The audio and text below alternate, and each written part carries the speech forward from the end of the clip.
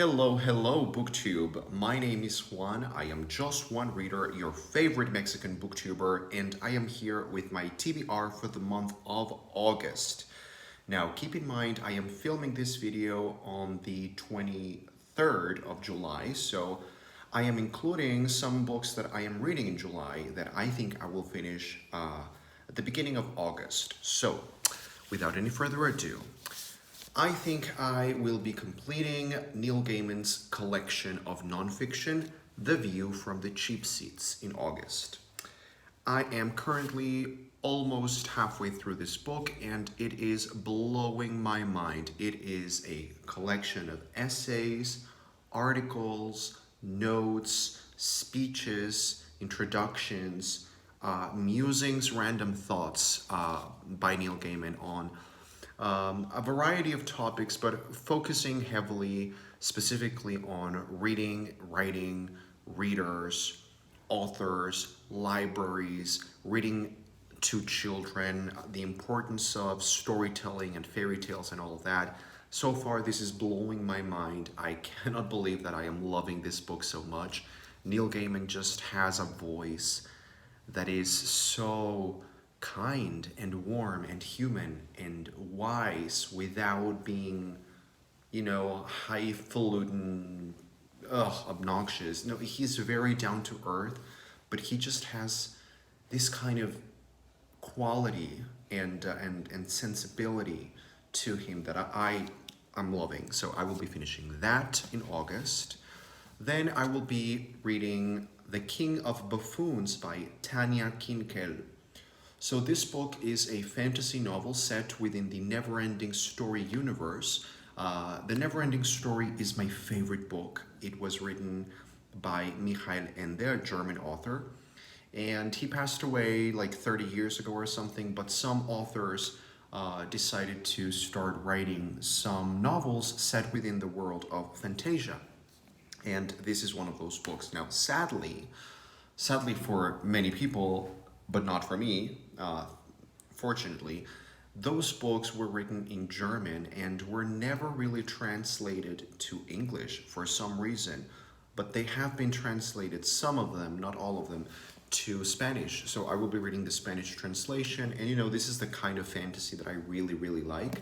Very sort of old feeling, more on the slower side in terms of pacing, with beautiful writing and interesting world with mysticism and wonder. So yeah, I will be reading that. Then I will be reading Skippy Dies by Paul Murray. This was a recommendation from one of my favorite booktubers, Rick McDonnell. This book, he included this book as one of his favorite books of all time. It's supposed to be a very funny coming-of-age story, but the thing here is that in the opening of the book, Skippy is one of the school children in a boarding school, and he kills himself. And then the story, I guess, will follow the aftermath of that event and all of the characters in this place. That's just my guess. I don't really know what's going to happen, but it's supposed to be really funny and bittersweet. It deals with someone taking their life, so I don't know how this is going to explore that topic. It's a long novel. It's 650 pages long. It doesn't look it, but I've heard great things about that. Then I will be reading Under Major Domo Minor by Patrick DeWitt. This title is so hard to pronounce for me. Patrick DeWitt was the author. He is the author of what was one of my favorite novels of a few years ago, and that was French Exit. French Exit, such a whimsical, eccentric, delightful, funny novel. Very, very poignant, but very funny as well. And they made a movie adaptation of that with Michelle Pfeiffer and Lucas Hedges. But the movie was so disastrous. Oh my God. They just took everything that was interesting and essential to the book, everything that made that book be that book, they stripped it away from it, and the movie is just awful. But anyway, Patrick DeWitt, I think, is a very interesting author. He writes these very quirky, eccentric tales. I don't really know what this book, Under Major Domo Minor, is about, but just knowing that it's written by Patrick DeWitt made me want to pick it up. And finally, I will be reading my biggest projects for August. And these are probably my most anticipated books of the second half of the year. These two beasts. So, The Dragonbone Chair by Tad Williams is a fantasy novel. It's the first in a trilogy, Memory, Sorrow, and Thorn.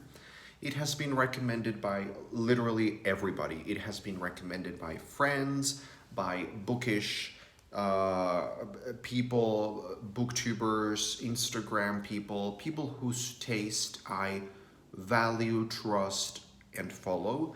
And it's supposed to be very traditional fantasy, epic high fantasy with a very simple story. Kitchen boy goes on a quest to probably defeat some kind of evil lord or something. It's set in this beautiful kingdom called Ostenard, and it's supposed to be a very beautifully written, stylistically, a very beautifully written book, more on the slower side, I guess, as well, and just pure heroic fantasy. So I will be reading that. Hopefully I will enjoy it because I already purchased the entire trilogy. Oh my god, why do I do that? And then finally, I will be picking up Finishing the Hat by Stephen Sondheim. Finishing the Hat, how you have to finish the hat. Finishing the Hat is the first part of his collected lyrics. Collected lyrics with attendant comments, principles, heresies, grudges, wines, and anecdotes. So this will just be diving into Stephen Sondheim's mind and having a lovely time. Stephen Sondheim is one of my idols. He's an icon for me. I could have a shrine here for him in my home. I just love his work. I have had the joy of experiencing some of his works on the live theater, on the stage. I saw the revival of Company on Broadway a few months ago, which was one of the best pieces of theater I've ever seen, and I just adore what Stephen Sondheim does and represents in this point in time artistically. So I will be reading that, and that's it. That's what I will be reading in August. I know I'm making this video a little ahead of time, but that's because I am planning. Anyway, that's me. I am just one reader. I will see you on the next video. Please comment down below and tell me what do you think of what do you think about these books, or what you will be reading in August. And before I go, I'm gonna try and sing a little something.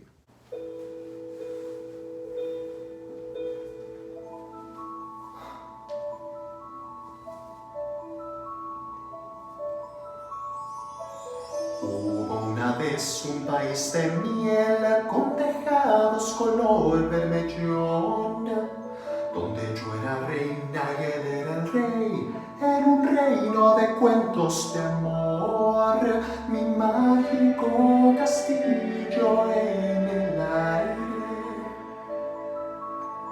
brillaba transparente bajo el sol. Hubo luego aquella tormenta cruel y el castillo del aire cayó. A la luz de un rayo se abrió a mis pies el abismo de su corazón, y entonces pude verlo tal cual era, y lo que descubrí me destrozó. Oh, oh, oh, oh, oh, oh, oh, oh, no.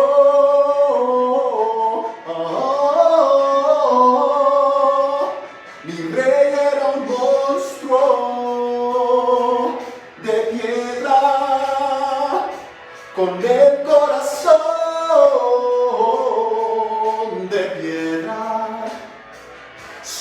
por siempre fue mentira. Castillos